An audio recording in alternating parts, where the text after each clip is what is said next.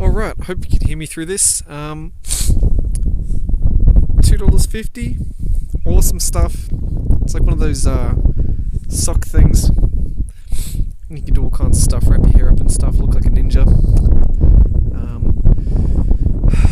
Now, again, my videos.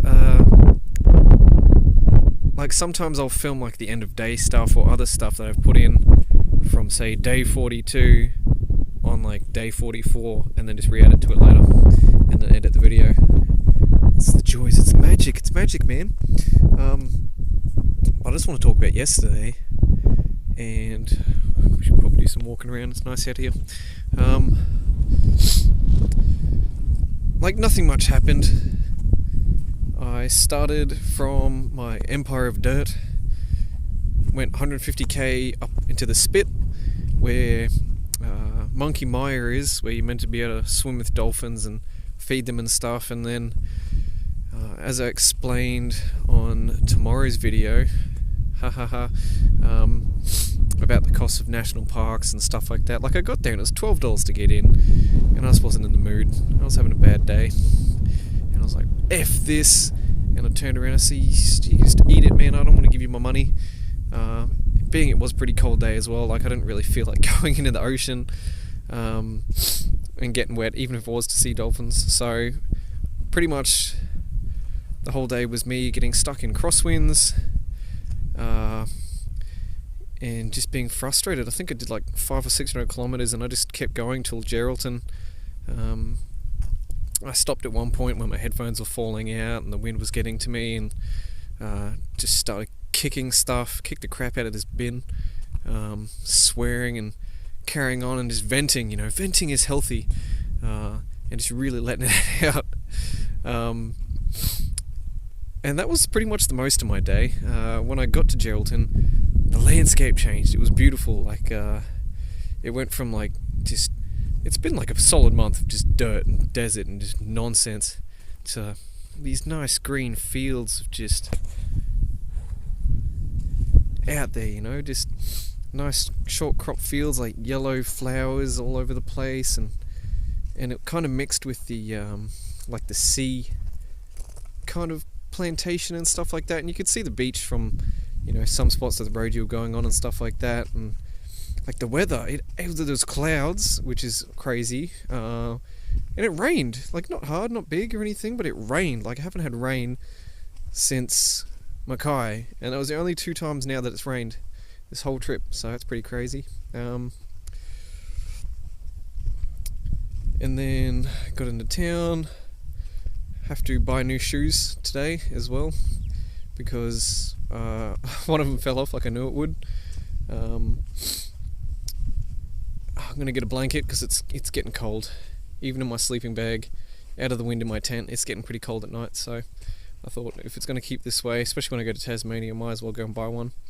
And then I just headed out to my nice campsite and had a good chat to my friend on the phone and stuff like that, and just kind of went to sleep. It was actually really peaceful, like finally cleared my head a little bit. So I guess just being by yourself, talking to yourself in your head, really stresses you out some days. One thing that did happen, which I should definitely mention, is I nearly died again. Some stupid idiot woman, and it's not about genders, guys, come on, don't freak out now. Just stating a fact. So I was just sitting there leaning on the tank, just riding, doing the thing, and I was coming up, and it's just roads like that constantly, and I'm like, I bet you this next hill someone's going to be in my friggin' lane and they're going to nearly kill me.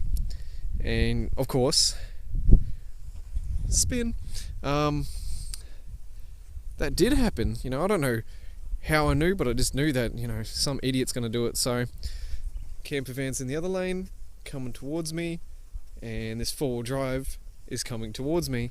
So I already knew. I slowed down to about 90 out of 110, pulled to the left, no horns, no high beams from anyone. We all kind of just did our thing. Now clearly she lives around this area because the 4-wheel drive she has, and no camper van. She's not a grey nomad or anything, so she just didn't bat an eye, didn't look my way in panic, and didn't look any other way in panic. Nearly ran me off the road, and then nearly pushed the caravan off the road. So I don't know, like, I think some people when they were born just had their brains replaced with like actual human shit. Like that's just, it just doesn't make sense to me, kind of thing. Like, you know, you're going over a double white line over a blind hill out in the middle of the desert where there's no hospitals for hundreds of kilometers, and unless you got a CB radio, you can't call anyone for help. Like, if I was a car with a family, we would all have been dead. She would have been dead.